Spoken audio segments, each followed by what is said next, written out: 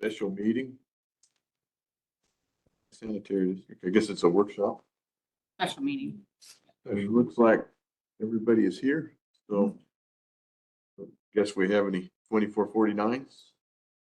So it's like all roll, Allison. Yes. Director Martinson, Here. Director Curtis, Here. Director Kentosh, Here. Director Berg, Here. Director Quillisi, Here. Director Ulrich, Chair Stone. Let's stand for the Pledge of Allegiance, please. Begin. Allegiance to the flag of the United States of America, with the republic which stands one nation, God, indivisible, with liberty and justice for all. Thank you. Hey, it's a special meeting, so there is no additions or amendments. Do we have any public concerns? I have one comment card from Liz Dubrin, so she is a public comment.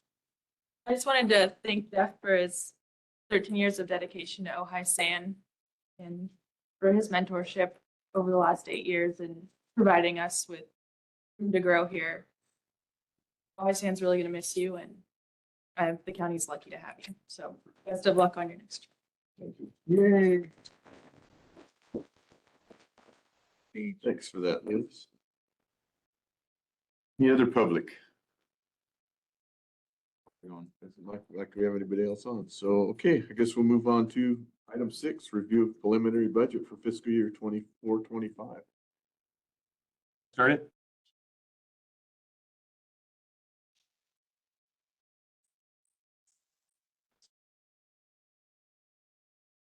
So we'll do a study session and we'll go through some of the details and then some of the process for how the budget. So administrative process over the next months, May and June. So next slide. Maybe. Yelling at you. Next slide.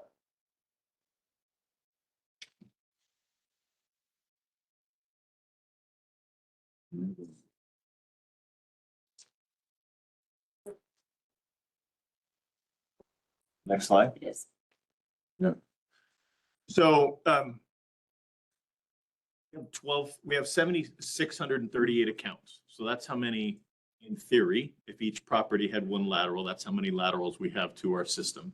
Now there's actually more than that because some parcels have topography and have 2 laterals per parcel just because of but basically we have 7,638 accounts. We have 12,690 service units. So the reason there's a difference is some parcels have more than one capacity unit.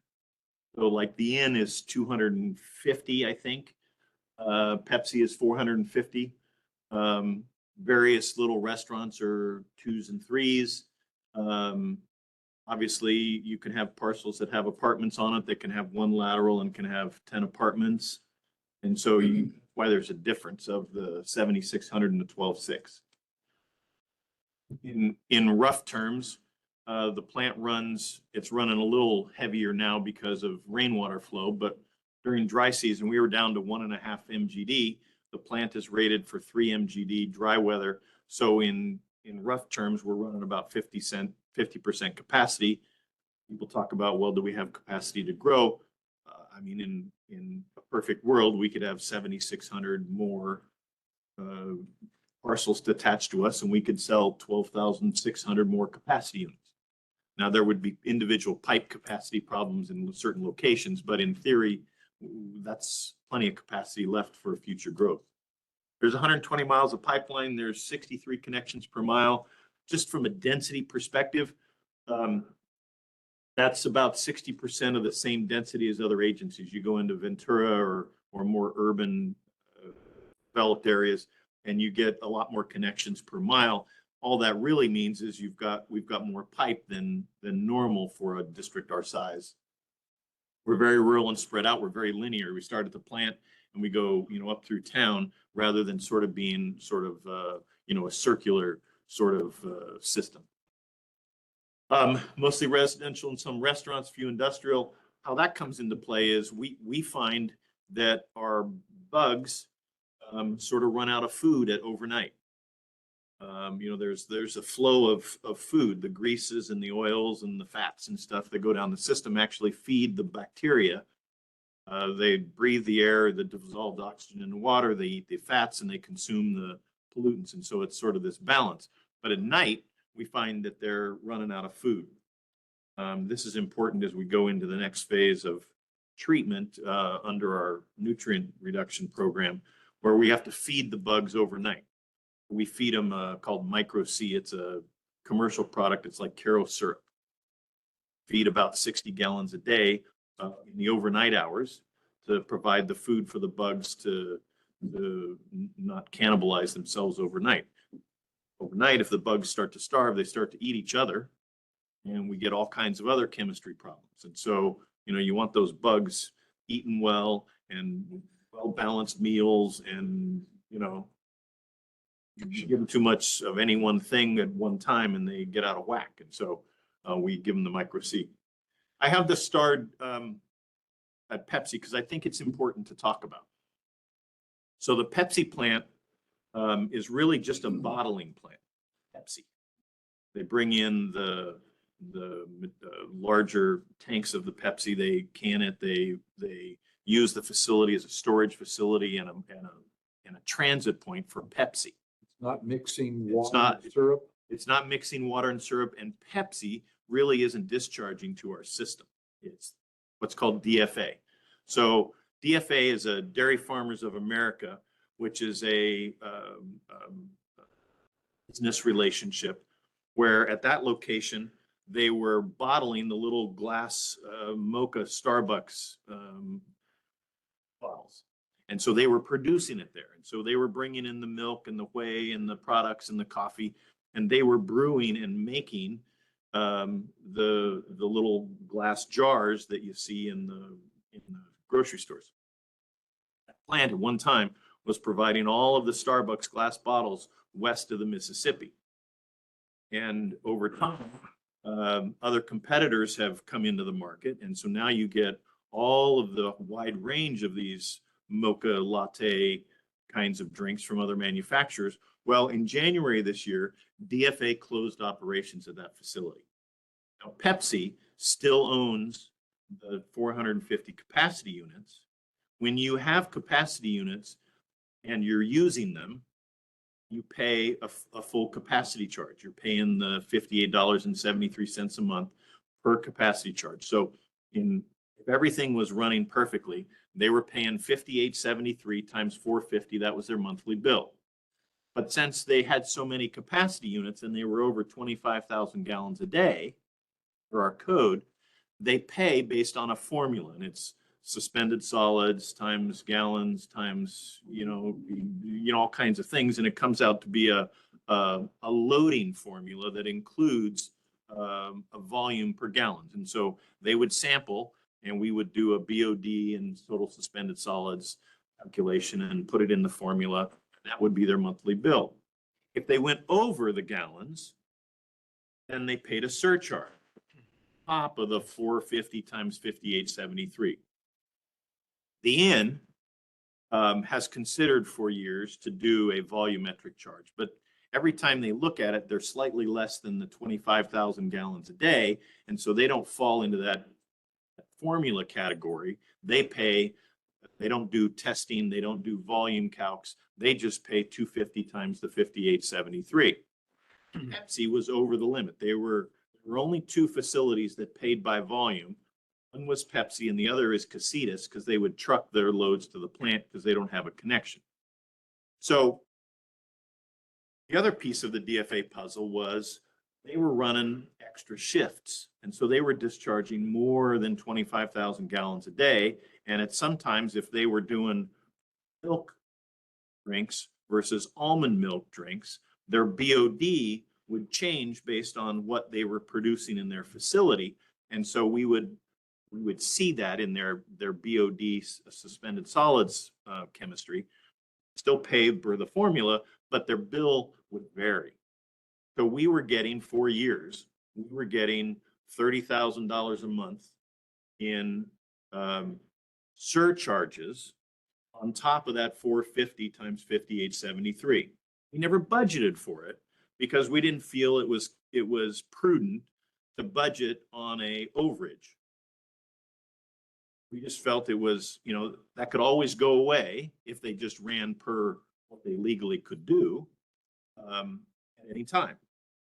Well, they finally closed. So we don't get the overage anymore. But we never budgeted for it.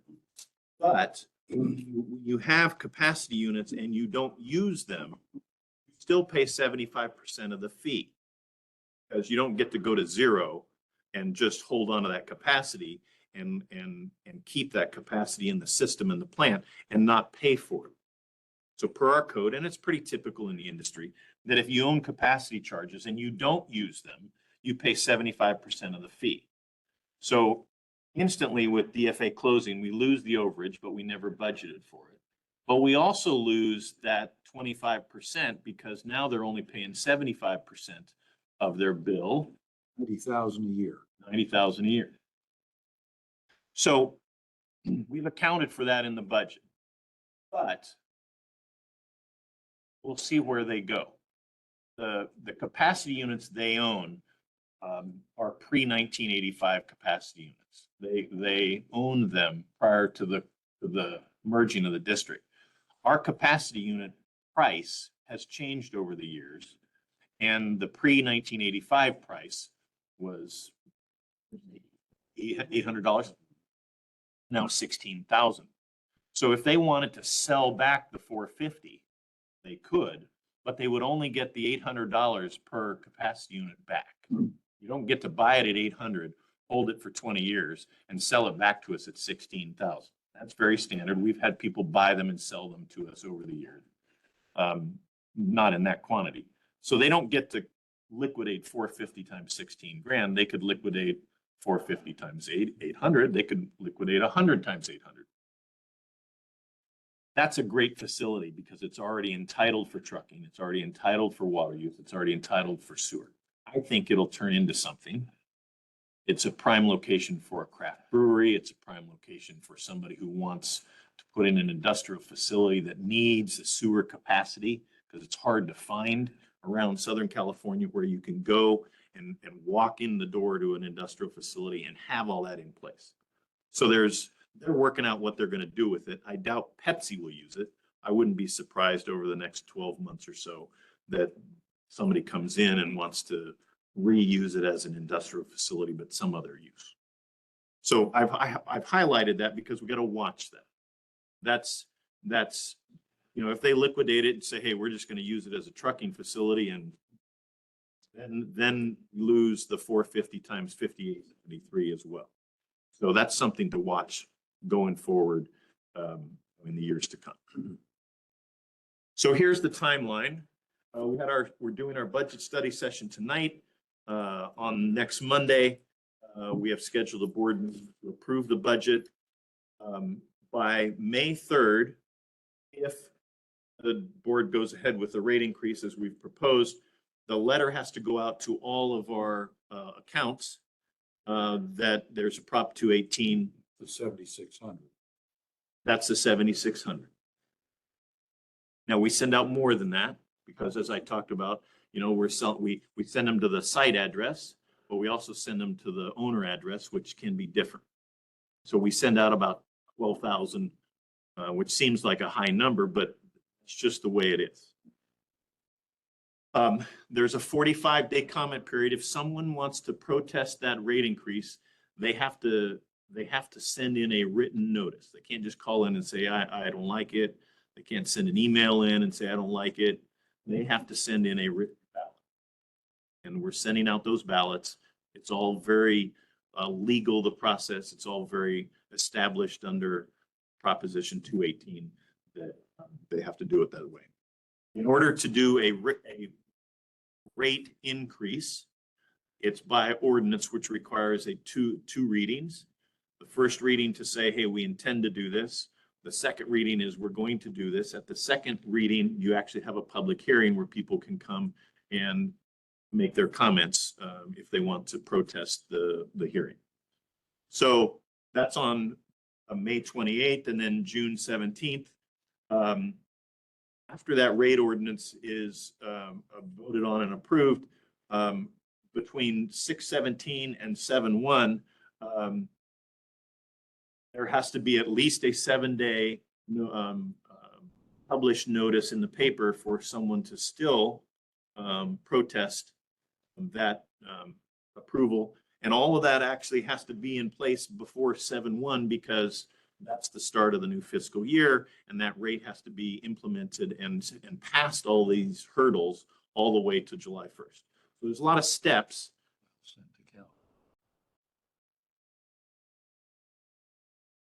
Next slide. Then from a budget standpoint, the rate increase becomes effective on July 1st. And Yan and our customer service team have to, by the 5th, give the assessor's office a spreadsheet of every APN for every parcel and a dollar figure for what their tax is going to be. And that has to take into account, if you have multiple units, if you have 2 units, you pay twice times the rate. If you have a deferred agreement because you purchased a capacity unit and put it on a deferred agreement, that has to be on there. And so the team has to go through and for 7,630 lines in a big Excel spreadsheet, make sure all the numbers match. We send that to the tax assessor. They go back and forth. Invariably, we send them an APN and they say, we don't recognize this APN because they've processed a lot split or something on their end that they don't tell us. And so there's what we call a fallout list. And it's usually a dozen or so APNs that don't match up. And so we go back and forth a couple of times, between the 1st of July and about the 10th of July for that list to go over, for the fallout list to come back, for corrections to be made. It's not a lot of fallouts, but there's a lot of detail work back and forth to make sure that by the 10th of July, that list is done. Then from there, the tax assessor goes ahead and holds that information, puts it on the tax bill, which goes out in November-ish for the first installment due in December of 24 and a second installment due in April of 25. That's how we get to the tax bill. Now, the tax bill, a good deal. It's a lot of work and it's sort of a hassle in making sure all this lines up. But from a billing standpoint, it's a great deal. For the services the county provides the tax assessor, all of the work on the tax assessor side, sending out the tax bills, collecting the taxes, giving us our money, keeping track of who hasn't paid their taxes, all of that costs us about $15,000. We had to have someone send out monthly bills, buy envelopes, buy stamps, do delinquent accounts, do follow-up for people who didn't pay their monthly bill. You can imagine the accounting nightmare and the number of people that it would take to process 7,600 accounts every month. For 15,000 a month. Right. Exactly. I mean, it's a hassle and it's a big job and it's a lot of detail work, but man, is it worth it by a mile.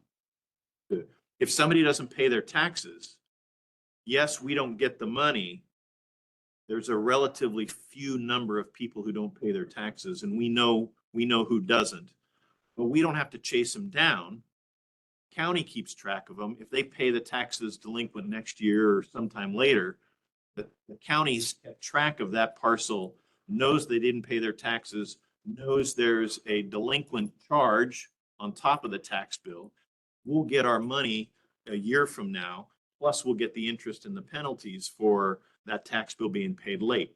They do all that work. Every year, Allison and I talk to Shailene and go, hey, how many do we have on the non-payment tax list? And it's this many. It's we don't have 100 people that don't pay their taxes and we don't get our money. It's 4 or 5 this year and a different 4 or 5 next year. And so we keep track of that number to make sure it's not a huge number of delinquent revenue that we're not getting. But we're not going to go chase them down because it's just not worth it for us to chase down 4 or 5. They do all of that. So We have proposed a budget, and we'll go through the details, that includes a 5% rate increase. So the sewer service charge would be $61.67 a month. As proposed. Next slide. So from a budget philosophy, we want to make sure we have a stable financial position. We want to make sure that we can pay our bills, that we have sufficient reserves, that everything we get rid of debt. We don't go into debt every time we want to do a project. We're investing for pumps and motors and controls. We're using the most efficient pumps and motors and controls every time we replace something. As you go, and we keep track of what's happening on the regulatory and environmental side to make sure that we see what's coming before it gets to us. Next slide. So here's some of the things that have sort of pushed the budget. In 2021, a ring and cover, we go buy the oak tree rings and covers because we have to replace them. We go to Neenah factory. They're make the castings.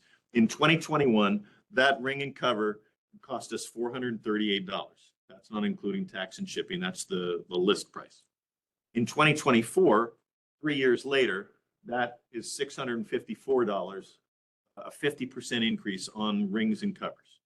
That's just one line item. We can go down the list of pencils and chemicals and tires and gas. And on the O&M side, keeping the district running, those are some of the costs that we see that have driven our budget, who have some of the O&M sort of cost issues that we have. Chemicals and laboratory work is more expensive. Collection system line maintenance, insurance has gone through the roof. It's not because of sanitary district insurance claims, but the same insurance companies that do the secondary insurance market, the umbrella coverages, the Lloyd people, they're having increased demands on their costs because of pirates, because of tornadoes and hurricanes and all kinds of stuff all over the world. Not too long ago, we used to have our insurance had a $5,000 deductible. We burped into a house, had a spill, caused damage to something. We had a $5,000 deductible. And through CSRMA, if you were a problem child, the board could adopt a $10,000 or a $20,000 deductible for you because you were having too many claims. Now the minimum claim or minimum deductible at CSRMA is $25,000. And if you're a bad child, they up that to $50,000 or $100,000 because if you're having multiple claims, they're going to raise your deductible and make you incur more of the costs. So that's the insurance world we live in. And at the same time, our premiums have gone up because of all those worldwide sort of insurance claims. Pirates in Middle East raise our rates. Personnel and benefits, overtime and standby time is gone up. I want to talk a minute about OPEB, other post-employment benefits, just because it's a number and I just want to make sure we clarify what it means. If someone spends 10 years at the district and then retires from the district, doesn't go to another job and retire there, but retires from the district in CalPERS, they're eligible for post-employment medical coverage. Now, CalPERS offers and it's the same medical plans that employees have, and you're eligible to have those costs covered by the district. We can debate what that is, but that's what it is. CalPERS operates a trust fund for OPEB related costs. Back in 2008, the district put a bunch of money into a PERS trust, and it grew and it grew. In a few years, it had astronomical growth. And it's now to the point where there's about $6 million in that fund. And every year it gains interest. And then what we do is we pay the retiree, there's about 15 retirees now. We pay their medical costs every month. And at the end of the year, we add up all those bills that we wrote every month. And then we submit a request to the trust fund to reimburse us. Last year, the trust fund made like $330,000 in interest. And the total amount for all the retirees' medical costs was $90,000. So the trust fund is more than covering retiree medical based on just the interest alone. So when you look through the budget, you'll see a line item for retiree medical because it's a cost. There's also then on the revenue side a reimbursement that comes in that comes from the trust fund. Opposite fiscal years though, because we requested in June, so we don't take the receivable till Okay. August. The reality is, so you see OPEB, you see retiree medical, you hear about it, it costs the district nothing because the trust fund pays for 100% more because it's still growing and it's still gaining interest. So it's entirely covered. Next.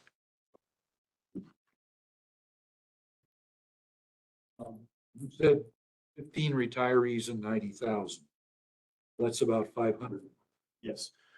quite a bit smaller than the cafeteria Right. plan. So what happens with our OPEB, our retiree medical, is up from when someone retires up until age 65, they're eligible for all the same medical plans, period, no matter their age. They're entitled to any one of the offered CalPERS medical plans. But under the age of 65 and over the age of 65, there's a change. When you turn 65, you're required by federal law to register for Medicare. And Medicare becomes the primary medical coverage for retirees under this program as soon as they're 65. And then the program, OPEB, becomes a secondary medical, like a supplemental plan. And so those premiums are much lower than so, if you're 62 or you're 66, it's the same overall medical coverage. You just have the Medicare as primary and the supplemental. Well, that supplemental is much lower premium than under 65. So here's a history of CPI going from and our basic rate and when we processed rate increases over the years. So cumulatively over the last 11 years, the annual CPI adds up to about 34, a little over 34% rate increase. You can see where our basic rate has gone. In 2024, because the budget is proposed as it is, we've included on this spreadsheet the 5% proposed rate increase. It has not been adopted, but we put it in here for comparison purposes. So you can see that with the 5% rate increase, the total rate increase is about 21% versus a CPI of 34. And obviously, if the 5% isn't approved, then you're about 16% rate increase over the current year versus the CPI. Next slide. Here's some rate increases this year, one-time rate increase for these agencies going forward. All of the public agencies are getting hit with rate increases and cost increases. It is post-COVID, the supply world has changed. Things are not on the shelf. There aren't multiple suppliers of certain products. Everything is more expensive. We've seen this on a number of issues. The cities of Ventura, Camarillo, Oxnard, Santa Barbara, and Casitas are all planning multiple years, and they don't do a 218 vote every one of 4 years. They do it. You can do a 218 vote that covers 5 years. So these agencies have done 218 votes for 4 or 5 years and 7 to 10% rate increase per year. Casitas, I think, just did one not too long ago, 4 years at 10% a year. Many of these agencies are looking at 50% rate increases over a short period of time. I don't think we're in that situation. But it doesn't mean that we're immune from all of it. as you look at the overall picture. Next slide. So there's sort of two sides to how a budget is done and two flavors of money. Now, almost all of our money that we get is sewer service charges, monthly sewer service charges. There's a little bit of property tax revenue, and there are miscellaneous fees and permits and so forth. The lion's share is rate increases, but it turns into two flavors of money. One is on the general fund, you have these recurring costs and expenditures. You can see this, the income, service charges, tax, fees, and interest. And the expenditures are O&M, bond payment, and then it goes into, some goes into reserve funds. So when I talk about O&M, it's salaries, it's gas, it's pencils, it's lights on, it's doing the work. When I talk about reserve funds, those are one-time expenditures where we went out and did like our TMDL project, and we save for a while and then we spend it. And we save for a while and we spend it. And so there's sort of two, you got to manage sort of two mentalities of budget. One, we have to make sure we fund the O&M every year. And two, we have to make sure that we're saving enough for these major projects, because we want to not borrow money and do bonds and pay interest every year. So we got to save up. So we saved up for many years prior to the 96 improvement, and then built a $25 million plant improvement in 96 with some help of an SRF fund, state revolving fund. But we saved up for that project, and then we built it in 96, and we saved up for many years for the TMDL project, which we just completed. And it allows us to save and then spend and not pay bond fees. Even in the bond market, interest rates are really good. But over the life of a 30-year bond, if you have a $10 million bond to build something, well, it costs you typically 3 times the amount by the time you pay it off over 30 years. So you get a $10 million bond to build something, and then it costs you $30 million because you pay interest. And so you have to pay off that interest, for 30 years. It's no different than a school bond or anything else. If you have to use it, I suppose you have to use it.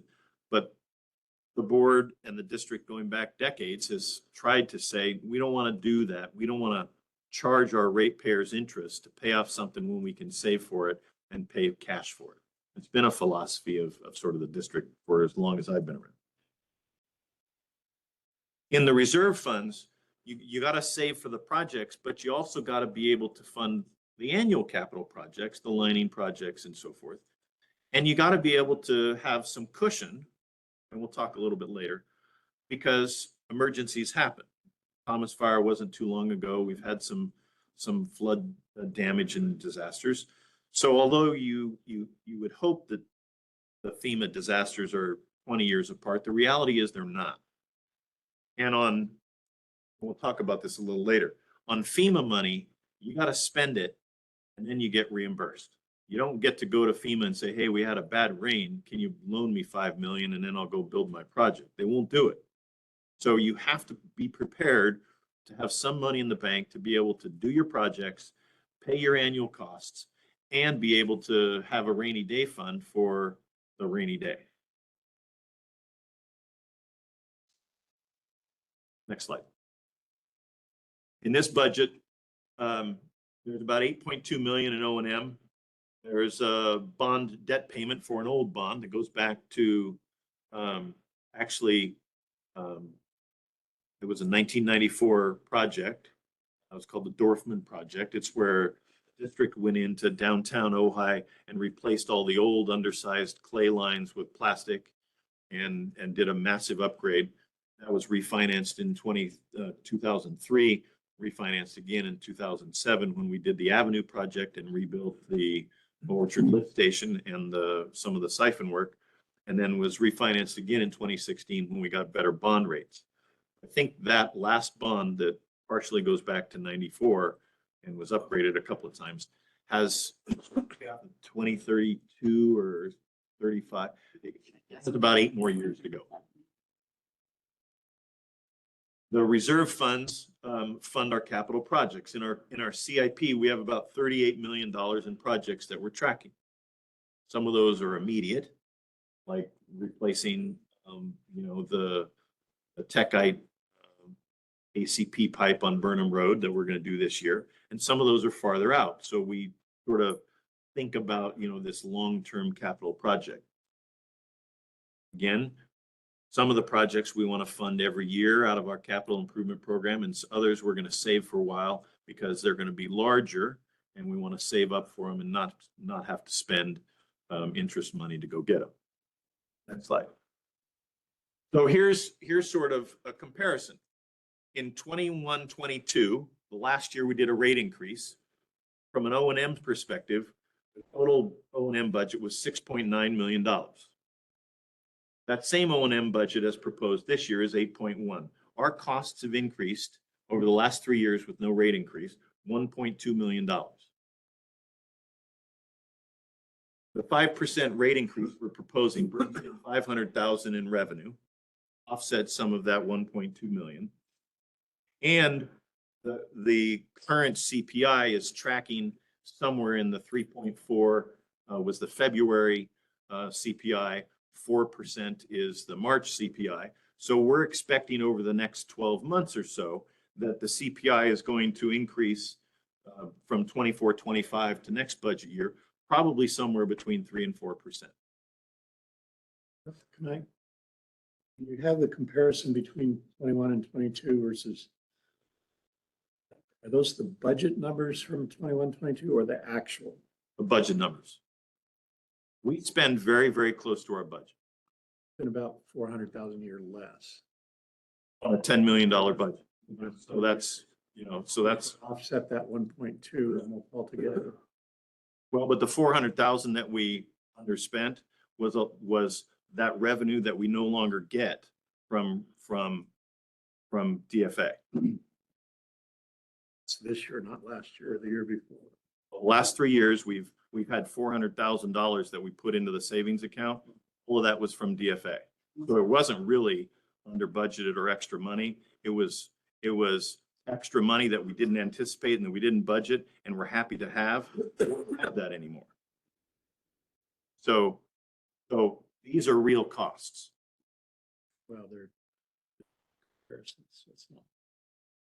I understand what you're saying. I just wanted to clarify whether that was actual expenditures or. Well, we could look at expenditures and they'll show the same spread because we slightly underspend our expenditures. We want to make sure that we get a little more revenue than we anticipated and we don't over-educate and then we underspend on our revenue. So if we used actuals, you'd see the same $1.2 million spread, just slightly less than the budget number.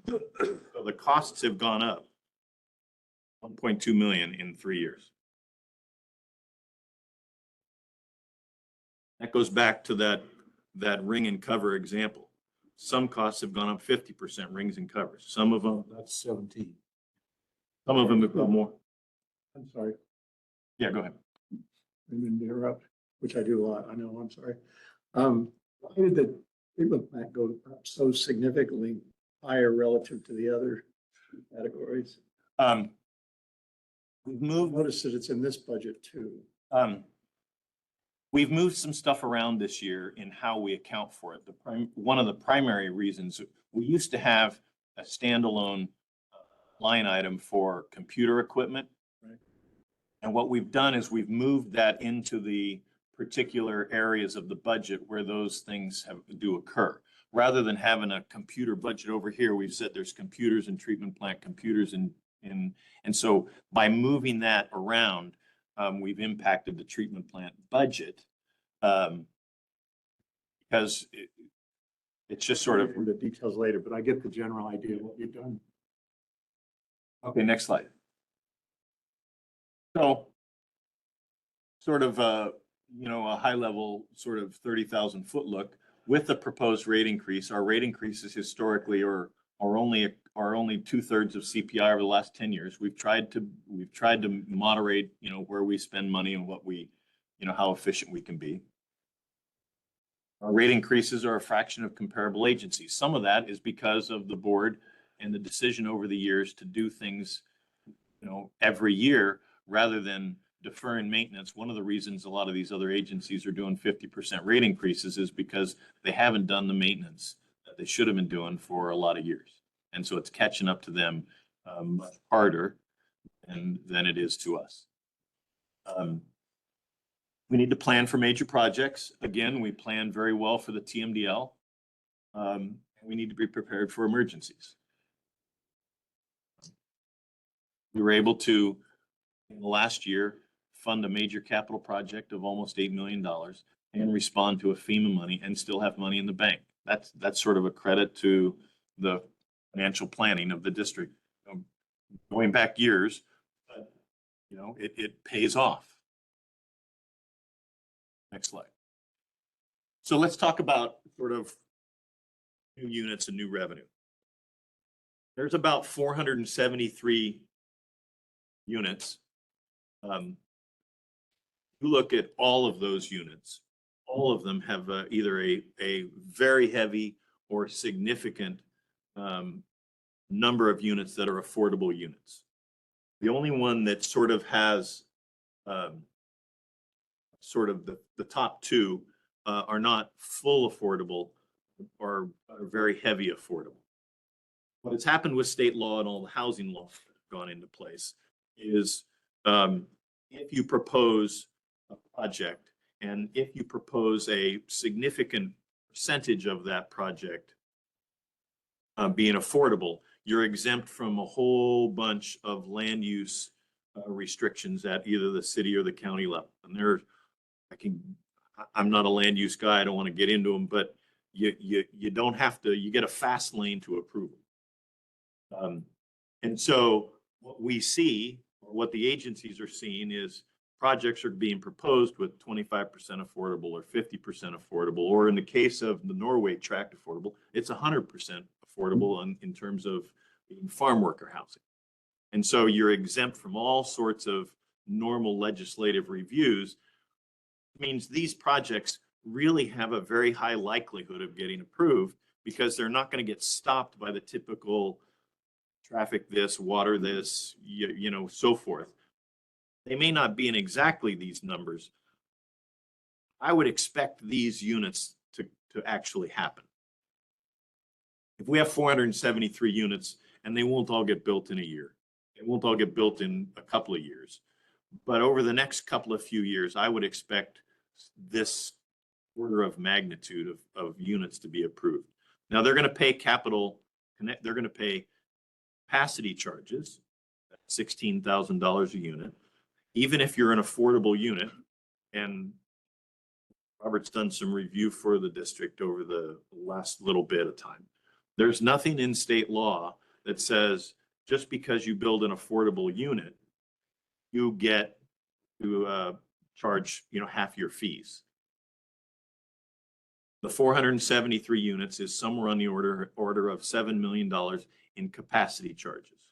Now those go into that second flavor of money, which is the reserve funds.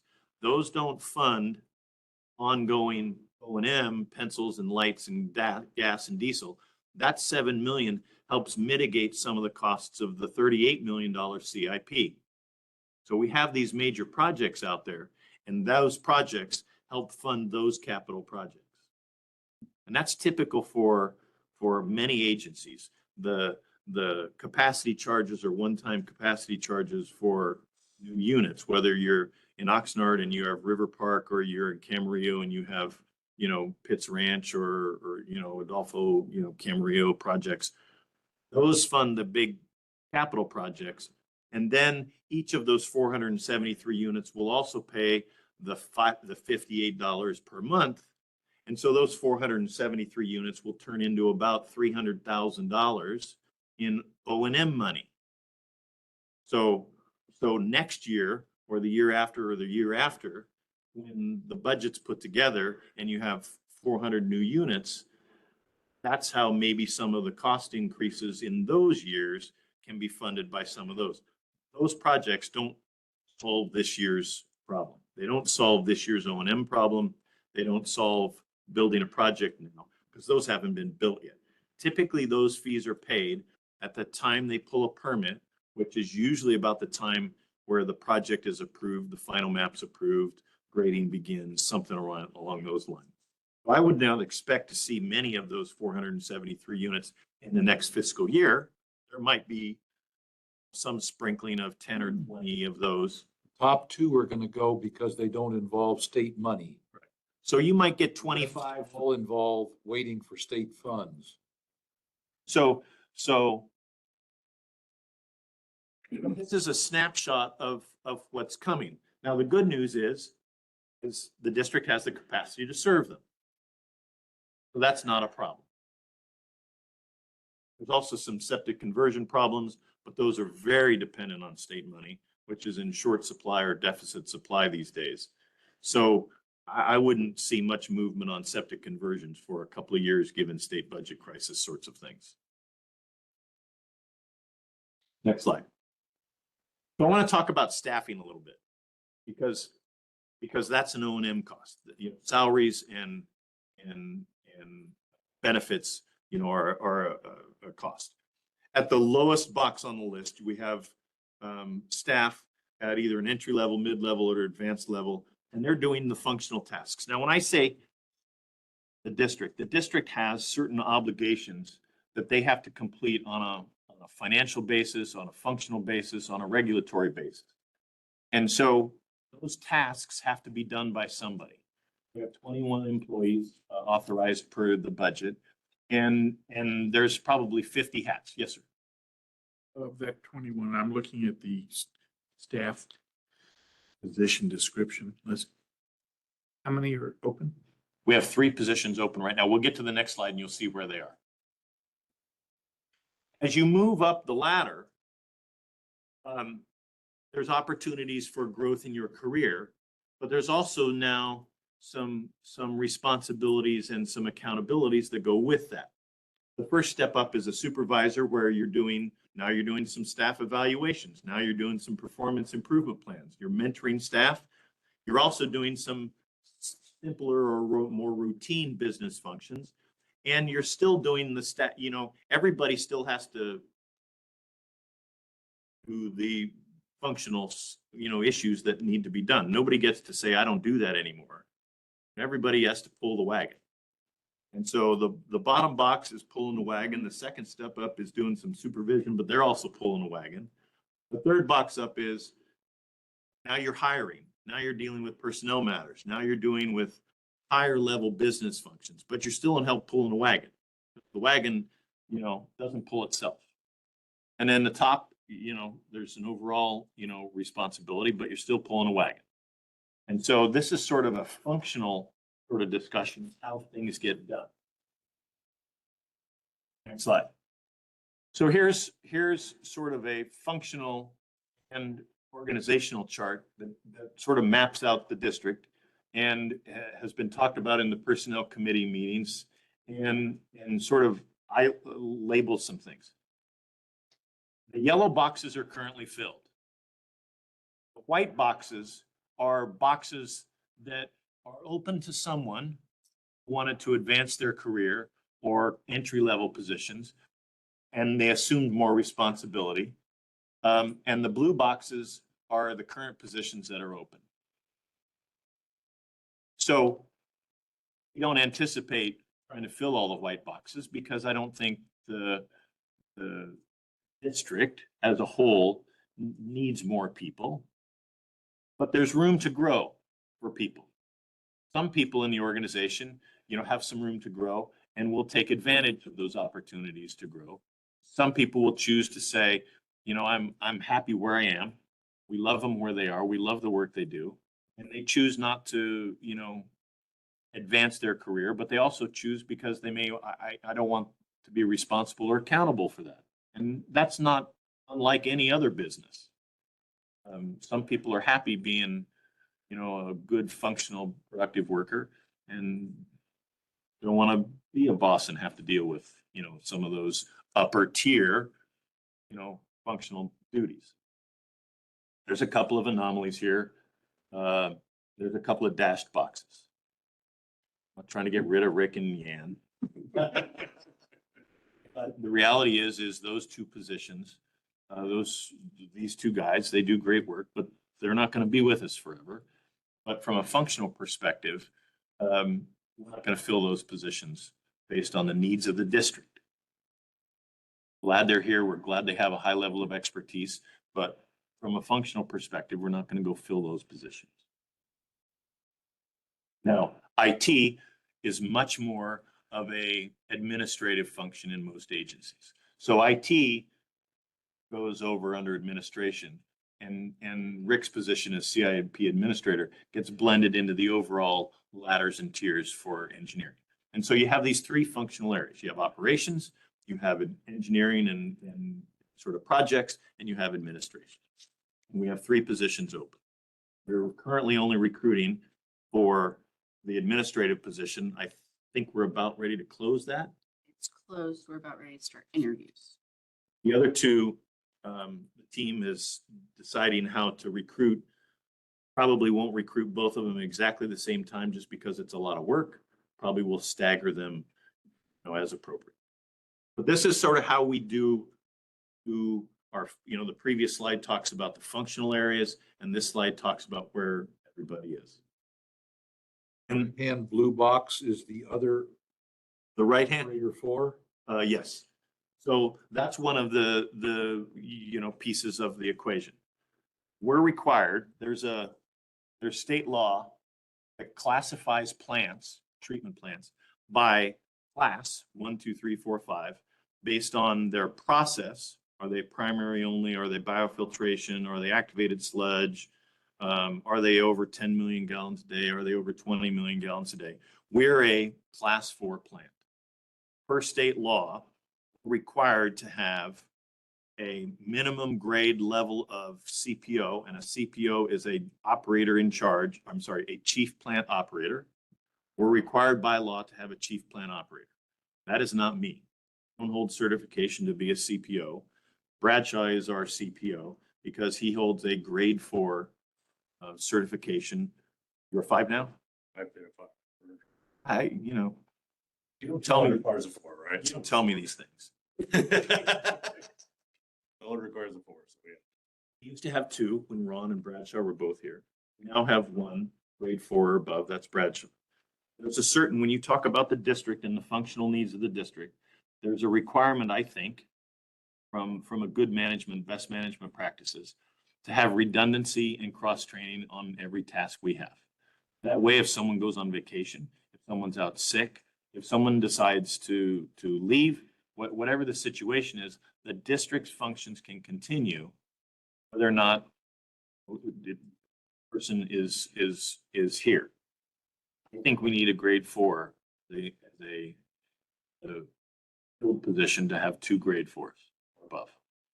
I think it's prudent. I think it's necessary. I think it's redundancy. There's an opportunity for some operators to move up to 4, or we recruit at a 4 level, but I think we need a second 4. I think it's from a district's perspective, irrespective of the names and the wonderful job they do, should have 2 4s or above.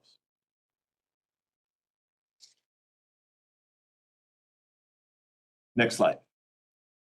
So what's an appropriate reserve balance? It's a policy question. There is not a mathematical perfect answer here. It is a choice by the district to choose what their reserve fund level is. I think the school district has some astronomically low reserve account measured in operating funds on the order of a couple of few weeks of money in the bank. Our annual O&M is $8 million. Our CIP is $38 million. Our current reserve balance is 11. Now that 11 included what we paid for FEMA projects and included what we had in a TMDL. So not very long ago, we were above $20 million in reserve funds. And there were some conversations I had with various members of you and the public about the $22 million reserve fund. Well, we saved up so we could spend 8 or 10 million on the TMDL and pay cash instead of borrowing the money. We also wanted to make sure we had sufficient reserves in the bank in case we had another disaster post Thomas Fire. What we did, and we were able through our cash flow to be able to pay those FEMA costs and still have money in the bank. If you add up sort of an O&M minimum every year, how many projects are we going to do, plus some allowance for CIP and some allowance for an emergency fund, I think the number that the district should have in its reserves should be at a minimum of about $12 million. More than that is better, but at some point, in all honesty, you know, when you have 20 or 30 million in the bank and you don't have major projects and you don't have sort of some program for the use of that money, it's not good, prudent use of the public's money. Sitting on a pile of money that isn't planned for and isn't necessary on an immediate basis, maybe not be good public policy, but that's policy decision. I think our minimum just needs to be in the $12 million range. And then if we are anticipating another EMDL project, which will come along, you know, we're not going to go 20 years and not have another EMDL project. It'll be something different. It'll be PFAS, it'll be chlorides, it'll be something. Then we need to build up our reserves above the 12 million to be able to pay that new project and pay cash so that we're not incurring debt and incurring interest charges that go on for 30 years. Again, most grants and FEMA projects require the district to fund the projects, then seek reimbursement. So, you know, this notion that well, you know, FEMA comes along and pays you money. Yeah, they do, but there's a lag to it. And responsibly planning for that, I think, is appropriate. So that's my recommendation, is something in the $12 million range, because I think it's prudent to be able to handle capital projects and be able to be prepared for a rainy day early. So on that current reserve, that excludes the 4 million we're gonna get sometime next year? Yeah. So that would be at 15 then, Well, when that comes in, unless something else happens. unless something else happens. I mean, you know, you got, if we were really that smart and really that good, that we know that the next flood isn't going to come till after the FEMA money comes in, you know, I'm going to hedge, Confident the next flood will not happen, but there may be a break in the meantime. you know, and so, I mean, there's not an exact science to this. There's not an exact mathematical formula. But the point I was trying to make is if that money went in hand now, it would exceed your 12 million. Right. It'd be at 15. Right, but Liz is out to bid on lining on the Burnham Road project, which is, you know, depending on how we phase it, there's $3 or $4 million worth of lining. And so you go, well, if you got the FEMA money in, you might program some more of that FEMA reimbursement going right back into Burnham Road to, you know, hedge against another spill on Burnham Road. And so there's this flow of money in and out, planning, predicting, and to a certain extent guessing, you know, where things are going to go. Now, the future projects and the future growth has a $7 million sort of tag to it in terms of capacity charges. Okay, but that's not next year. That's not in the next 12 months. That's probably not in 18 or 24 months. And so you go, well, maybe that 7 million's 3 years out, but that'll pay for another project that, you know, is necessary. And so there's this long-term balancing that we're trying to do while being responsible. We don't want to be short and be irresponsible and have to borrow or not be able to complete our functional tasks. And we don't want to be so conservative that we got 30 or 40 million in the bank and we're sitting on the public's money without, you know, some sort of plan. And so you're living in this window between short or being long. What's that number? Thought is that a long-term normal average of 12-ish seems to be responsible to me, knowing what I know about the cost of construction and the potential for, you know, disaster kind of stuff. If it's 11 or if it's 15, I'm not going to split hairs. If it's 15 and it's on its way to 20 without projects, well, that seems like a little bit rich. But we do have a capital project list that's 38 million and long. So, you know, if we start to see that balance going up, we're really going to spend it on things that are necessary. And those 38 million That's not fun projects that we're just doing for the fun of having them. That's real world reinvesting in the system so that we capitalize and fix stuff on a timely basis before it fails. Just before it fails. Then they can't be used for capital projects at all. So it's a balancing act. Also have to look at the age of our infrastructure. To the point where it's all gonna be rebuilt. Well, and that's that 38 million is to say, here's what we know about the age of the system. Part of that 38 million is lining Olive Creek Road that was built in 65. Now it's clay, but it's still 60 plus years old, and it's not going to live to 100 without some remedial work. And so, although it's not an imminent failure kind of mindset, we need to get going on it so that it doesn't get to 100 years old and start to collapse. And so there's this long-term average of trying to plan, trying not to get too low and too short, but also sort of this right timing for the money to come in, the projects to get built cash, so you don't have to pay bonds and insurance or interest for 30 years. Some agencies have gotten way upside down, and your debt load's so high now you can't catch up. Next slide. So, just sort of a rough planning overview. We got to deal with the fine screen at the plant. We got to deal with the grinders, Little Santa Ana, Kunkel Creek and the Creek Road siphons. There are some collection system areas that are of some priority. Continuing with I&I control, our large diameter trunk lining. We're seeing our flows today are still above 2 million gallons a day because the groundwater's up and lots of those joints, although they're structurally fine, they're leaking water in. Unpermitted connections, private sewer laterals. EPA pretreatment is something we have to do. Doing grease inspections at restaurants are necessary, and our commercial and school fixture counts. So we're visiting on a 3-year basis. We're visiting every commercial account and just doing a count. Do they have what they say they have? Is there any adjustments?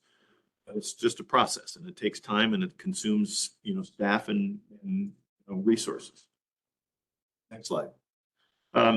Sort of on another sort of slant on planning, got our new permit from the plant on February 1st. There's no new initiatives in it. So we don't have to go treat for PFAS. We don't have to go treat for chlorides. But it doesn't mean that some of those system things aren't coming.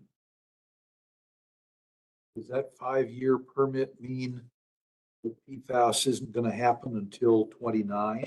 I don't think so. I think PFAS is a big word. I think it's a significant impact in the industry. But two things. One, I don't know how much PFAS is in everybody's flow. So we now have, and I think it's quarterly, we have to test for PFAS and report the data to the state quarterly. Well, every plant is doing that. They're going to collect the data. It's like the old smog stations before they made you fix your car. They just wanted to see, level of smog coming out of the tailpipe for a bunch of years. The second step in the PFAS problem is then they got to go to somebody who's really smart and figure out how to get it out of the system. Nobody's even done that yet. My experience with regulators in 35 years is they've never asked us to do something that couldn't be done. Now, be cheap. They never said, go do this, and you physically couldn't do it. Even with the TMDL and the nitrates. They didn't say, take out all the nitrates and go to 0, because it's not doable. They said, take it to 3. Well, that's doable. Cheap, complicated, but they're not going to make you do something that you can't do. They're not going to come along and say, thou shalt eliminate PFAS. And there's nobody on planet Earth that knows how to do it.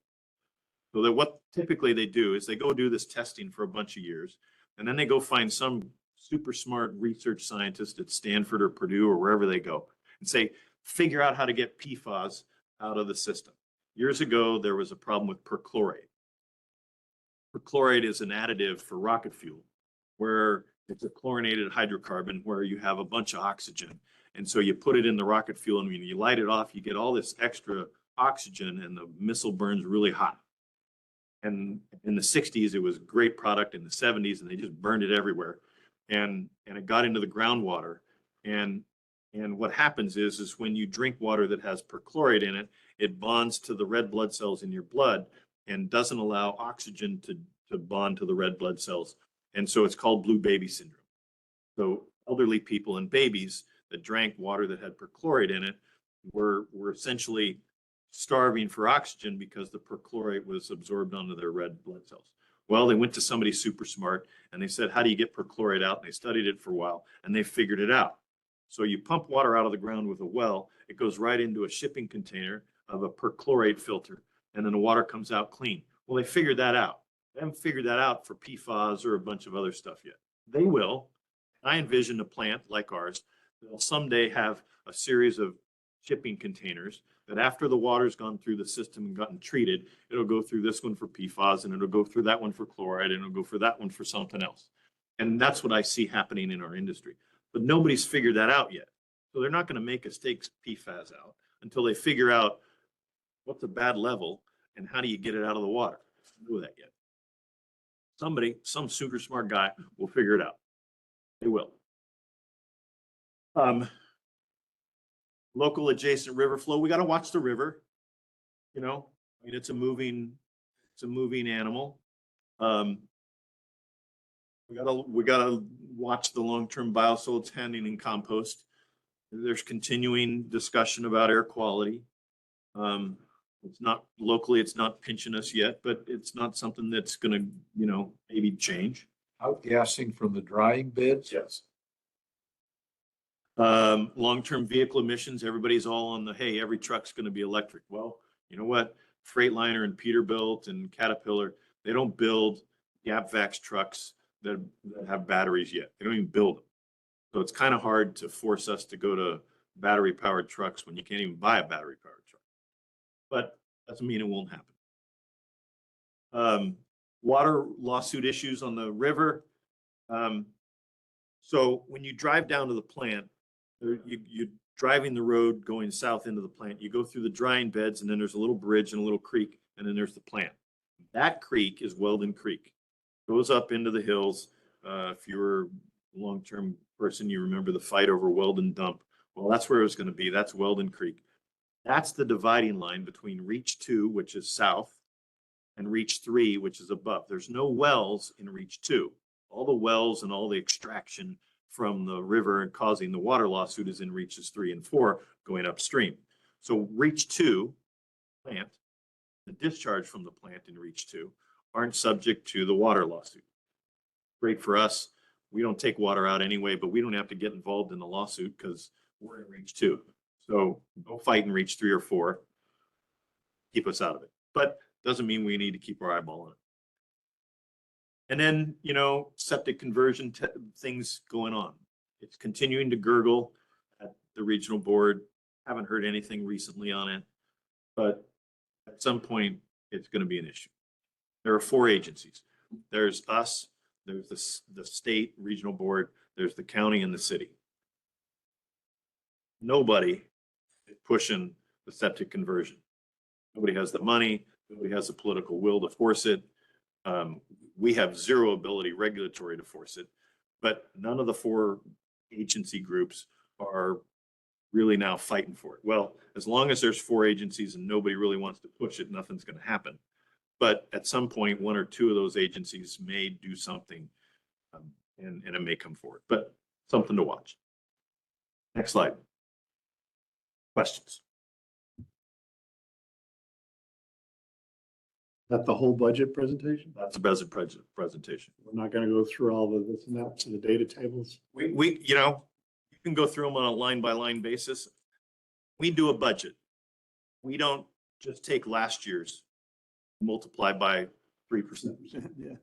We go through and calculate every single line item. My recommendation, and we used to do a 2-year budget. My recommendation going forward is for you to consider going back to a 2-year budget. two 1-year budgets, not 2 years, it's 2 1-year budgets. And the reason why is it consumes a lot of staff time. It's 3 to 4 months of calculating every line item. How many tires are we going to put on the trucks? How many gallons of diesel are we going to use? Every single line item goes through a complete calculation from the ground up. I saw Bradshaw checking off his budget against his cheat sheet because he's gone through and calculated every single line item. We do that every single year. Go to 1 year.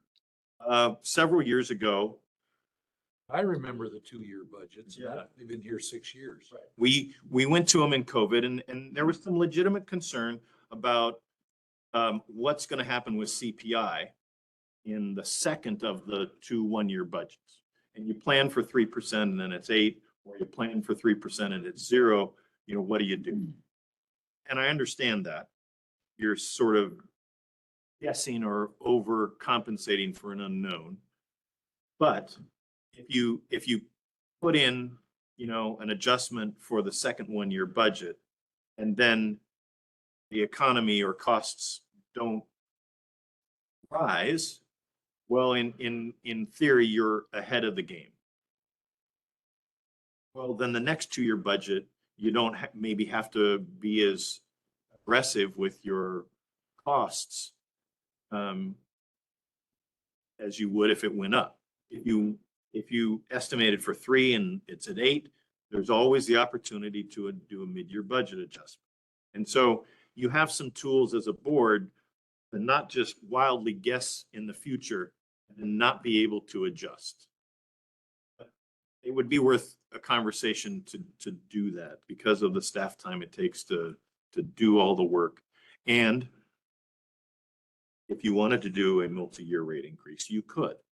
There's nothing that says you have to do a rate increase every year if you want to do a rate increase every year. If you wanted to do a 2-year budget and say, we're going to do 2% rate increases, you can do 1 218 vote that covers both of the years. All of those agencies that are doing 3, 4, 5-year rate increases, they're only doing 1 218 vote. They're not doing 5 218 vote. So the law allows you, I think, up to 5 years out to project. You can't do a 218 vote for 10 or 15 years, but I'm pretty sure you can do a 218 vote for 5 years. Doesn't mean the district should, but you could do a 2-year budget. It's something to talk about and consider, how you do things. So as usual, I have a bunch of questions. Okay. Mind. So one of the things is going through the treatment plant tables.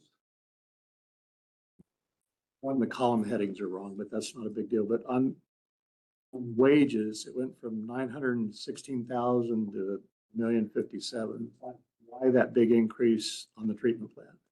Well, when we go through and do wages, we look at every individual person. We look at the current wage, and we look at over the next year, are they going to meet certain step increases that are allowed for someone's professional growth. So if someone's at a step E and they have no growth, we plan for that. If someone's at a step A or B and they can go to a step C or D or E, then we plan for the fact that they're going to meet those obligations, and we include those dollars in the tables. So those spreadsheets go down to the person and their hourly wages on an individual by individual basis. That accounts for 85,000 increase there. Have that many promotions. And so remember that we're proposing to fill a treatment plant operator 4 position. That's a higher level than we would have before. So when you're going The to, treatment plant operator 4 is vacant. That's a higher level than we would have previously filled. And that was actually a position that was allocated to a different department. Bradshaw was reclassified also through the class and comp study. So his salary is accounted for at a higher level. So that will account for some of that as well. And then, like Jeff said, there are several staff that have a step increases available in this fiscal year, and those are accounted for. and there's also 60,000 on the treatment plant for health insurance increases. What's the basis for that? So there's always anticipated costs in the cost of premiums. And so those are always accounted for. Once again, when you have an extra position that you're adding, that increases your cost of health insurance. You're insuring one extra person. Part of it's the increase in headcount. Right. Because what I noticed was these numbers show significant increases for the treatment plant. They don't show any increases on the operating system or the collection side or the, you know. So, and there's a whole series of those like that, you know. Overtime, standby time, we're projecting a 22% increase in overtime. I think you weren't here when we did, we changed our overtime policy and we increased our standby rate of pay. So again, same question, why do I see these increases on the treatment plant, but not on the collection system? There's more. So when I see what I'm asking, you know, I just, you know, at the treatment plant, when someone's on call and they're an operator 2 or a 1, by state law, they're required to have someone that it's a 3 or 4 or 5 backing them up. Right. And so one of the costs of the treatment plant is partially because we have 2 operators that are class 2s. And so both of those operators, whenever they're on call, the other guys have to also cover for them state law. And so there's additional overtime and standby charges purely because of where someone is rated based on state law. That's just a function of the people we have. I understand that as a reason for the base cost, but that's been true for several years. So why the increase all of a sudden? Because now those same people that are both on call and the backup that are on call, they have higher standby rates and higher overtime rates because of the personnel committee changes we made. So that, we did it to ourselves, basically. If you consider that a bad thing, which I don't necessarily, but. Okay, so retirement expense, I'm assuming someone else is leaving there, but basically in the end, you know, at least for the collection system, the total only goes up by like $33,000, something like that for everything. Whereas the treatment plant goes up. Sorry, I got to slide back to the table. I should have put it in. It goes up by 425,000 basically. So, you know, that I hear all the things you're saying, but to me, you know, $250,000, 400,000 increase on one side of it can be explained by an additional person, but relative to the election system, it just seems like one's basically flat and the other one's up by 15% overall. It doesn't. I'm sure you went through all the tables and all the data, and if you went through and looked at it, you might find an error. You might find something that, well, that's probably not going to happen, or you could find something that, well, it's going to be more than that. I mean, it could go either way. But it just looks odd on the face of it that the general and collection system aren't showing the big increases, but the treatment plant is. Well, one of the things, and this is my philosophy on budgeting, is I'm not going to pad a budget.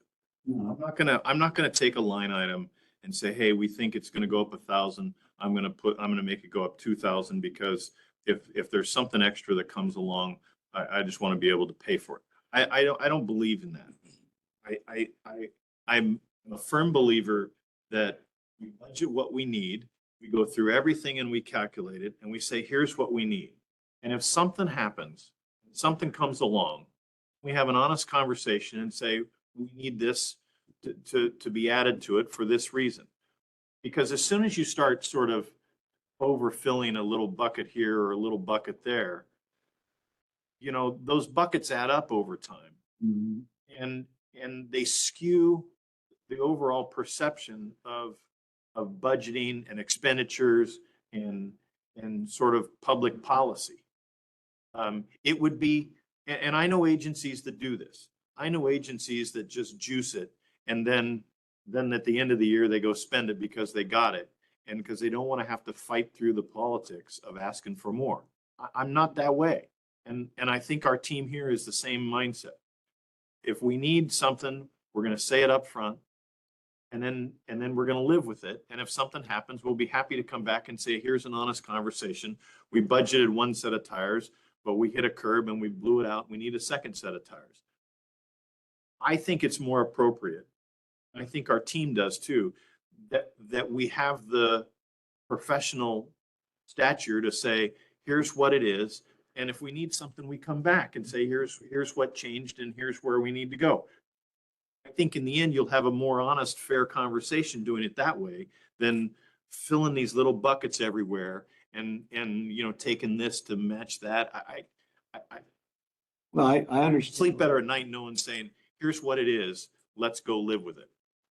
Well, I did budgeting for 30 years and remember the first year I did it, the manager in charge said the one thing about budgeting and forecasting is because it is a forecast, you can't do it right. You can just do it often. And in a lot of ways that's right. But at the same time, what we're proposing is a 5% rate increase and, which is about 400,000 a year. What I see is an increase at the treatment plant of 400,000 a year, whereas general management is actually less. The election system is flat. So I guess wondering is if these things affect that decision, that recommendation of, adding a rate increase. In fact, maybe some of this really isn't necessary. Well, I look at it and say in the last 3 years, our costs have gone up 1.2 and we're only asking for 500,000 to offset it because And I understand that concept. that's the approach that we've taken with this budget. And I don't have a big problem that it goes back to, our reserve. We've got 11 million. Realistically, it's 15 million, probably by the middle of this year when FEMA reapplies. And so how much do we really need that 500,000? My view of it is, two things. One, I see no justification for the 5% other than philosophically, our costs have gone up. Other people are doing it. We haven't done it in 3 years. None of those mean anything to me until I see numbers that explains how did you get 5% versus 2.5 versus 1, whatever it is. And there's none of that in here other than we're going to raise it by 5%. So I would like to see some documentation as to how that number was actually arrived at. And of course, with that in my background, I was going through all the other numbers and thinking, well, why is this going up and the others aren't? New employee, that certainly accounts for it. But, and again, nowhere in any of this did we account for that $4 million coming in. That's 4.5, I think is what you said on some of it, I saw. So, our reserve is in good shape. Well, I don't think we really need to go to the public and ask for a raise at this time. And that's a policy discussion. And, that's just my opinion. And I know others have a different opinions, but, budgeting is budgeting and you can be high for different reasons. You can be low for different reasons. And you can point to this was the cause or that was the cause. It's kind of like the stock market. They say stocks today went up because the moon was blue. I mean, it's almost that. And those are, those are policy discussions. We have $38 million in capital projects. We have $3.5 million in Burnham Road lining where we've already had 2 spills because we've already had the pipe collapse twice in the last 3 years. And so that $4 million in FEMA money could be turned right around and reinvested in Burnham Road to avoid future potential for spills. And so it's that high level sort of, planning and sort of look ahead and forecasting. And so that's a policy discussion. What I've tried to propose here today is say, we tried over the last few years and every year, can we be efficient and can we avoid, a rate increase because ratepayers mean something. There's a lot of people that this means something to them. Yeah, it's 30. We had a CPI a couple of years ago of over 7%, and we didn't do a rate increase, and we did some efficiencies to try and be mindful of that. And I think that's the balancing fact of what we do. You can't on a minute by minute over the course of a year plan every penny and be perfect. And so what we've tried to do is say, can we reasonably and professionally say, here's where we are, we're a little bit down, let's move it up. Next year, we may be up or down, and we try and do that. And if you look at our CPI graph over the course of the past decade, we've done that. We've had periods where we've gone up 2.5% or here or there, and we've had some periods where we've gone zero. And I think those were appropriate professional decisions at the time. Try and plan out to be mindful of where we are. I am not coming out of budget to say, well, he did 5%, so I'm doing 5%. It's on your chart. I'm not doing it because Santa Barbara is up or Ojai or your Oxnard's up or someone else. I'm proposing 5% because I think it's a responsible thing to do based on where we are. We look out and see, are we reasonable in the world? But where are we? And can we look at our costs and say, are we trying to be fair? We're going to go through line item budgeting every year. We do not do this plus 5%. You go through those line items, there's almost no line items that were last year plus 5% to get to this year. Some are up, some are down, some are up more, some are down more, because that's the reasonable picture of where we are. I guess that's what I was really wondering is, did you go through some calculation? Every line item. High level that said 5% is the right number instead of 2.5? Or is it just kind of a general feeling that we think it's about right? That's what I was wondering. I would like to go more. I don't think it's responsible. I think we have to, if I was doing this budget and I didn't have to answer to the public and I wasn't concerned about the public questioning, I would go more. You know what? It's a reality of where we are in a political world that we still have to answer to someone else who says, what are you doing? And I'm comfortable saying, I think 5% is a reasonable number. Could it be 4 or could it be 6? Yes. Does that change the equation? Sure. Should it be 0? No, I don't think it should be 0. And I don't think it should be 10% multiple years in a row. I don't think we're there.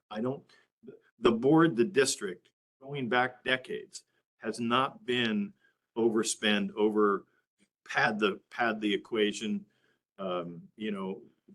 be greedy. And that's not, there's some old timers here that go back decades, and that's everything I've been taught from living in this valley for 30 years. So that's the approach we took. We went through every line item and said, what's the real number for that line item? You add up all the line items and you come up with a number. I think we can live with 5%. I think percent is a fair, reasonable number of where we need to be. And we try and do good business, going forward. Now, there's some money that potentially can come in. That would be great. I'm not going to count on that money like I'm not going to count on the DFA money, because I'm not sure that the DFA money, and it's proven right, isn't a guarantee. And so it was nice to have a little cushion for a few years, but now we don't have that cushion.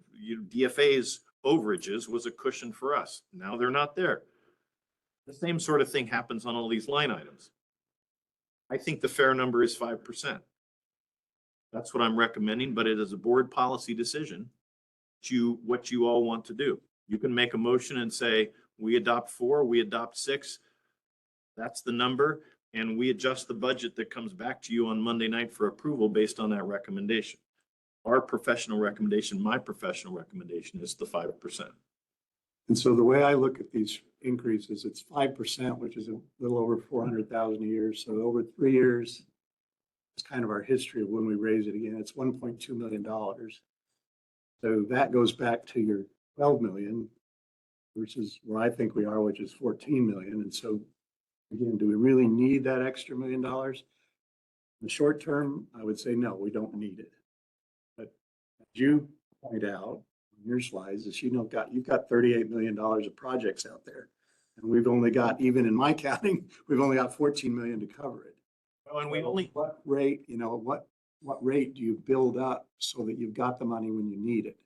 well, That's the debate that you go through, that I'm going through and all that, but so I understand your arguments and your discussion and all that. I wish there was some actual calculations behind it.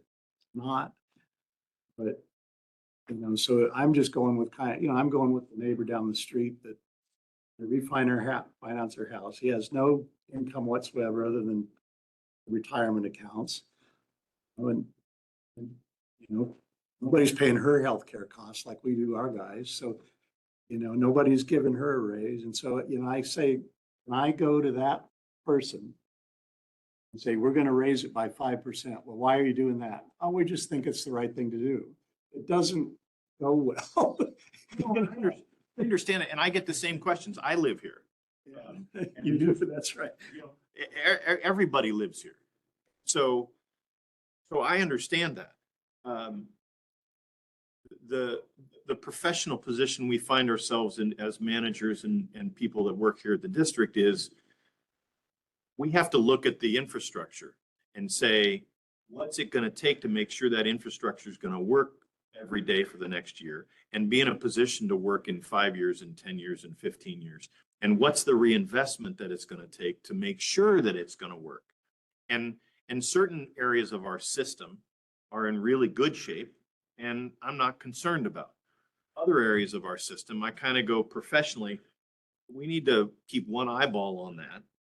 And right now, given some of the overflow issues and some of the issues on Burnham Road, we need to get on that and get on that fast. And so, you know, we're going to spend $1 million this year, this next fiscal year, on a lining project on Burnham Road that's of the same type of pipe that's failed twice in the past 3 years. It would be really nice to not just spend $1 million, but spend 2 or 3 or 4 million. And so the conversation about, well, what's the reserve fund and the extra $1 million in revenue over the next 3 years? Well, we could eat that up right now this summer. And so the $38 million, you do $3 million a year, that's over 10 years worth of work. Some of our problem areas won't last 10 years. They will last a year or 2 or 3. Some will last 10, but some won't. And so we as professionals need to say, that's this year's priority and it gets done now. That one can wait a little bit and we'll do some more investigation over how do we fix that. You know, it's like on the car, when are the brakes going to fail? You'd like to replace them the day before they fail, so you get the most time out of those brakes. It's sort of this discussion, and we've had it. You know, what do we allow to run to fail? What do we replace before it fails? And did we replace it a year before it fails, 5 minutes before it fails? Well, in an industrial facility, if you knew that answer, you'd be worth your weight in gold, as you could be able to figure it out perfectly. We try and make decisions based on our professional assessment and not have things constantly going into, oops, that one failed, oops, that one failed, oops, that one failed. So it's sort of an overall philosophy. I'm comfortable with the 5%. I think the 5% represents some of the costs that we've incurred over the past 3 years where we haven't done rate increases, trying to be mindful of exactly the conversation that you have with you. I have the same conversations. We all do. And we all know the people that some of us have personal relationships with the people that are having those financial sorts of decisions. I have them, know them. I'm retired.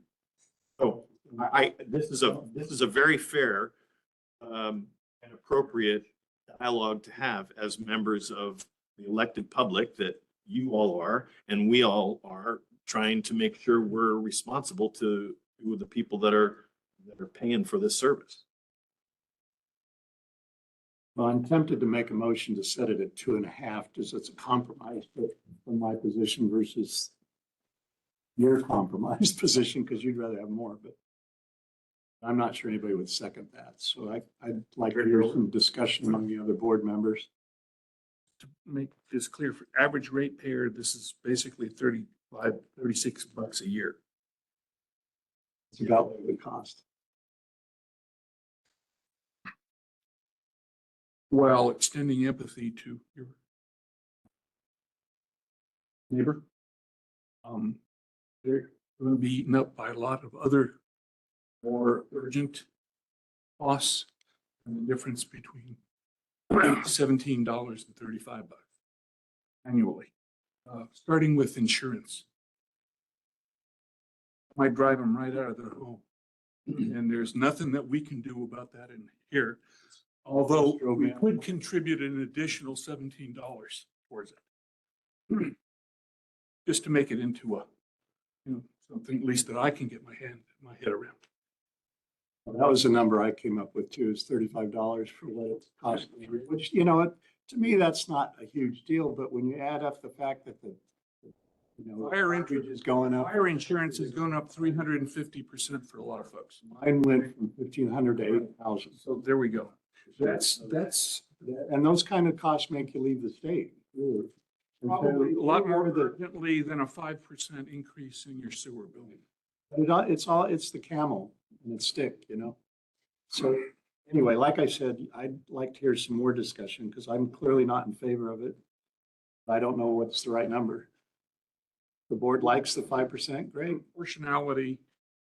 Proportionally, I would submit that the unanticipated, which is a reflection obviously of risk, is covered within that 5%.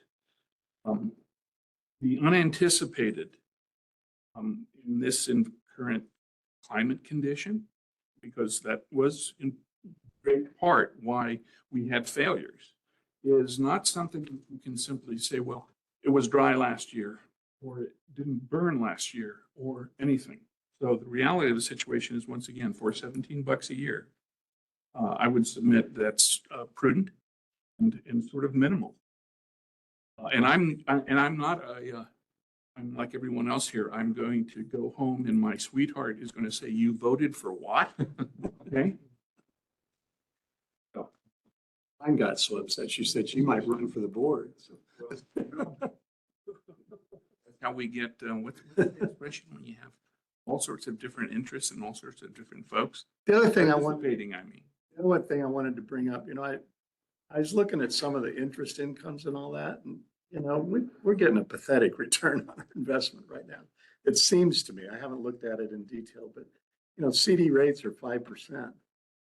You ought to be bringing in 2 or 3 million a year, you know, in interest, dividends on things. So, you know, that's a whole separate issue, but affects the reserve. There are restrictions on what we, For me to detail. there's restrictions on what we can invest in. I know that, like CDs, you can only put 15% in, is it, for example? Yeah, but it has to be AAA rated and all kinds of other things too. Right, they're still 5%, so. Do you have all your questions answered? Yeah, no, I thought they did a good job. And like I say, I've done this for many, many years and I understand all the things you have to think about, the ins and the outs. And the advantage the district has over an oil field thing is, you know, we could never project our revenue. We had no idea what oil prices were going to be. This guy's, you know, their projected revenue is it's solid within a couple 100,000 a year. So that makes it a little easier. Dr. Kintosh? I'd like to ask a question and then I'll make a statement as to what my views are. My first question is, Allison, on Monday, you mentioned that our reserves were going to be coming down. You're drawing from reserves a little bit in the next year. Our reserves going to end up in, assuming we get the $5 million back. Well, I can't guarantee that you're going to get the $5 million back in the same. Let's assume. So as we get money back from FEMA, there'll be a board recommendation as to where to put it, as we get it back based on the amounts. It's highly likely the recommendation will be to put it in the reserve in which we want to replenish in the event of another emergency, but we can address that at the time that it comes in. Hopefully this fiscal year, we'll get some of it. The very end of the budget in the reserve section, it actually states what the balance is at the beginning, the estimated balance at the beginning of the fiscal year, and then any anticipated costs that are going to come out. And we project an ending balance of that reserve based on any of our planned major expenditures. So in the reserve section, it outlines that. I can definitely, let you know individually. I can summarize it for you and send it to you, but it's in the budget what the anticipated each reserve balance will be. As of the end of this. Is it going to go up or down? We estimate what the beginning balance will be at the beginning of this upcoming fiscal year based on what we anticipate the ending balance to be, obviously. And then we subtract out any anticipated major expenditures. So any of our projects or major purchases that we have pre-planned or anticipate. So that you'll know what we anticipate the ending balance being at the end of the 24-25 fiscal year. Is it gonna go down during the year or go up a little? Well, I guess that depends. It depends on if we get FEMA money and we choose to reallocate that. It's not gonna go up. As part of balancing the budget, we reduced our budgeted contributions to the reserves. And so they're gonna go up significantly less than they have in previous years. And we have larger than normal planned major project expenditures, in some of the areas. So no, don't think they'll go up. No. So I'm confused because you said as of the end of this fiscal year, I thought. What I see is as of January 31st, 2024. Oh, that's not the right, it's not that page. Yes. So essentially, this is a summary of our most recent close of the accounting month. That's where we're using for a starting point. But I go through and actually calculate based on the current balance of the reserve, any anticipated transfers for the end of this fiscal year to anticipate what the beginning balance will be. And then I subtract out any planned major expenditures for the fiscal year of this budget. Add any anticipated interest to project an ending balance for each of the reserve funds. Page is that on? It's in section 2. It starts on page, See it. They're in summary. it's each individual one. It's not a year, it's I did do a summary. each individual account because it accounts for the, Number's gonna be, I'm sorry, we think that number's gonna be around 11? Is that what, I have to add them up to know for certain. January 31st was 12.6 or whatever it was, and if I go through and add all these up, I should get something that looks I can add them up. less than 12.6, I but can add them up. not than 10, I guess. Okay, all right. It's important to note that some of these reserve funds are restricted, so they cannot be used for just anything. So I think it's sort of important to look at the reserve funds that we most frequently use for projects or major expenditures. And those would be the funds available for the next fiscal year. The ones in red on page 2-2, those are restricted and can only be used for very specific things. None of the things in which we're talking about. Sorry, Director Kintosh, you had the floor. Go ahead. Okay, no, that's all right. I asked the question. We're good. Just wanted to give my views on it. I've always been a supporter throughout my career. It's better to have small increases as you go. You know, if you say, I'm gonna hold back for a year or 2 years, next thing you know, you're in a panic mode and you're behind the 8 ball and you end up costing yourselves more because you either delay your maintenance because you don't have the money or whatever. So I would, since we haven't had an increase for a little bit, I support the 5%. But what really made an impression on me this last year was the damage we had during the storms. We had to pay $5 million from cash. And who knows, we can have an earthquake this year. So I'm not really interested in drawing the reserves down too much. If they're coming down, as Jeff was saying, the reserves need to be about $12 million. And we're going to be over that, let's face it, at the end of this next year. But as long as they're coming down at a reasonable rate and our rates aren't going up much, when I look what's going on in the economy, 5% seems positively benign compared to insurance costs and everything else that's going up. So I support the budget as it is. Director Byrd? My feeling is that the budget presented to us this year is refreshing. I like taking a step back, looking at the big picture instead of 10, 15 years ago, it was the line by line paper clips, tires, pieces of paper, mind numbing. So this is way better. I support the 5%. Director Quillisi? Thank you. To latch on to what Director Kintosh just said, we had some earthquakes over the past year, some pretty substantial ones. Luckily, they weren't anywhere near any of our system. They were in the upper Ojai and areas like that. But that doesn't mean that next year won't have one that does as much to us as the rivers did. So I would like to keep our I would like to keep our reserves in that 11 to $15 million range. I think the 5% rate increase will do that. Director Ulrich, did you have anything you wanted to add? Yeah, I also will support the 5%. I know that through the years and in 96 and the earlier days when we were gonna have to rebuild the treatment plant, upgrade.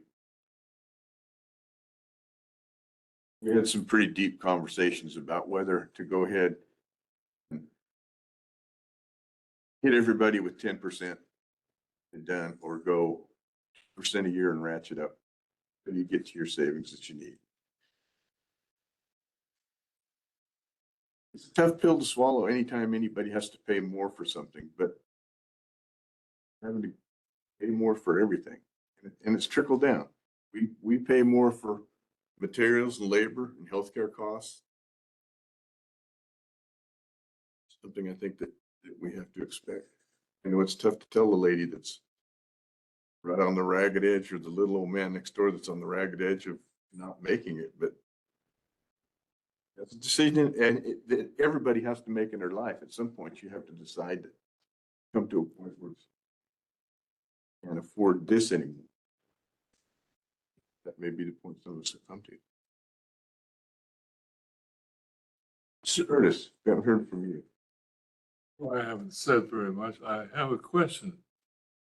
My question is, why is the health cost at the treatment plant raised so much more than the collection system? You know, there are people. No, there's not apples and oranges. I didn't understand that. Not the same number of people. Well, I think several things happen. One is we're going to fill up another position at the treatment plant. Two, you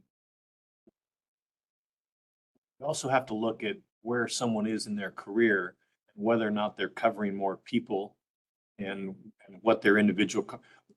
We go down when we look at healthcare.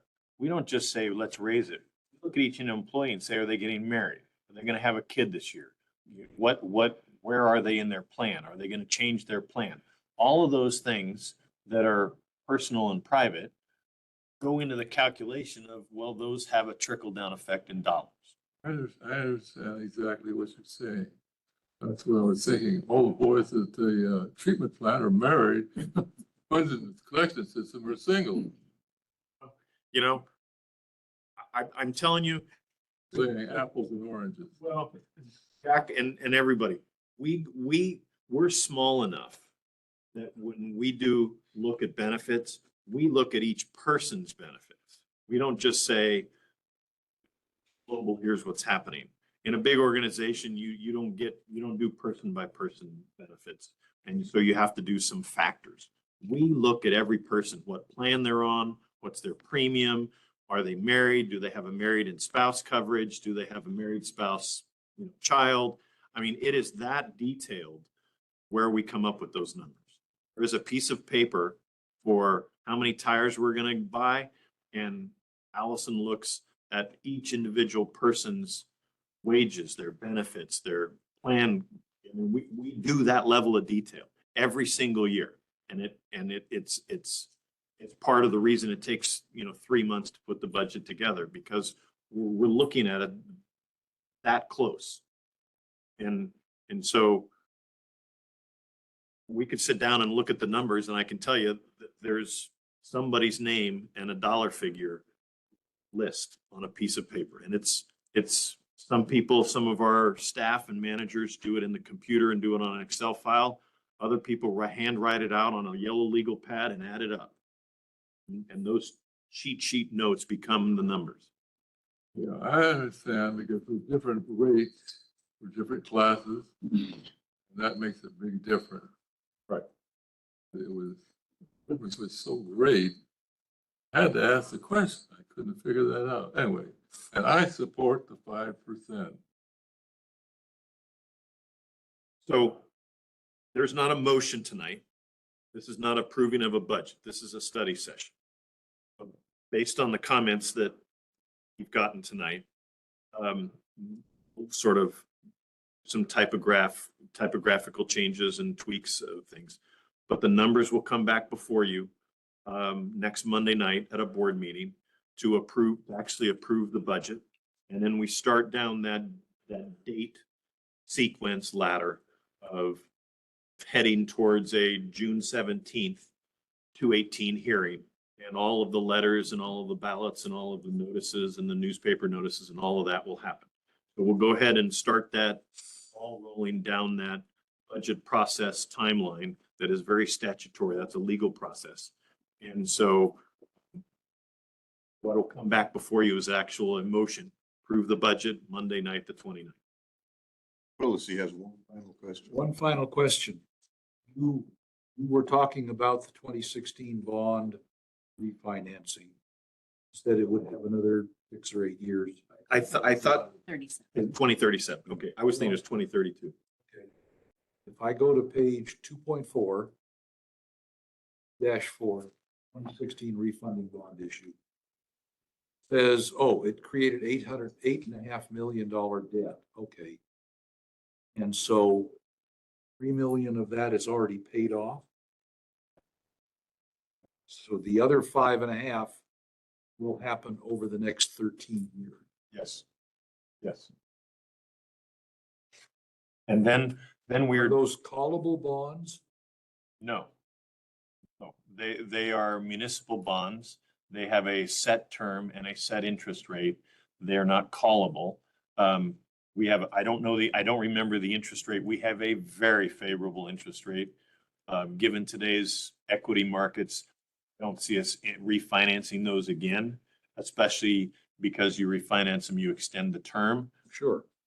I think the term we have and the payment we have is very favorable to the district to pay those off at 2037 at the current schedule, and then we'll be debt free.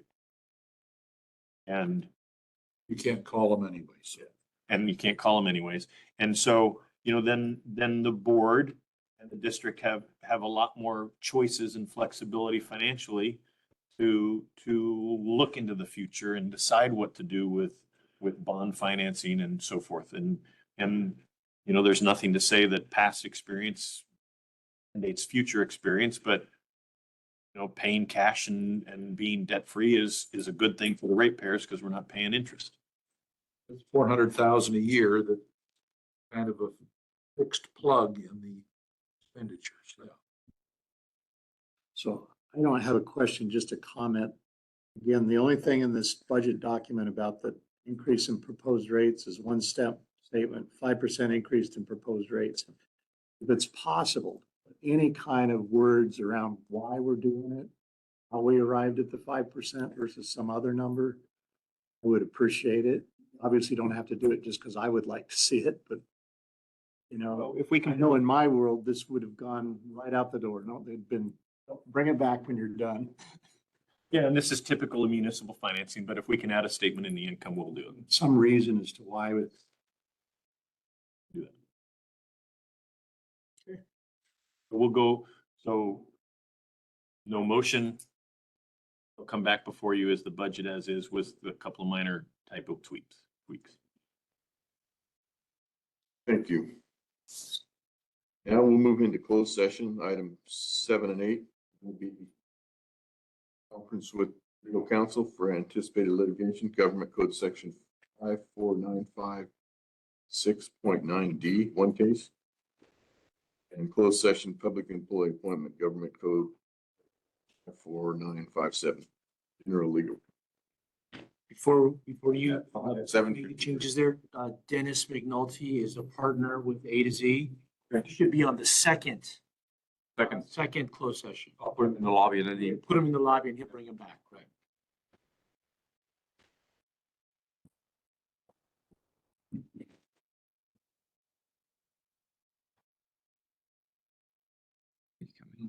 Oh, we're wide open again? wide open. Okay, we're gonna come out of closed session at 8:33 with nothing to report on item 7. And I guess we'll report item 8, item 9 on the agenda. Back in open session 8:33. So item 9 is proposed direction of the board of directors following the above closed session item. Guess we'll just ask that you bring back the contracts and or Nossman and A to Z. So just to be clear on A to the, Z for general counsel work, Nossaman for environmental specialty work. specialty work. Understood. I think we both have direction. Both Dennis and I know what we need to do, and we will confer to ensure that our contracts are consistent in that. Sounds good. Agreed. All right. Forward to meeting you. Thank in you, person. everyone. Yeah, likewise. Look forward to working with you guys. And with that, we move on to item 10, we'll adjourn at 8:34.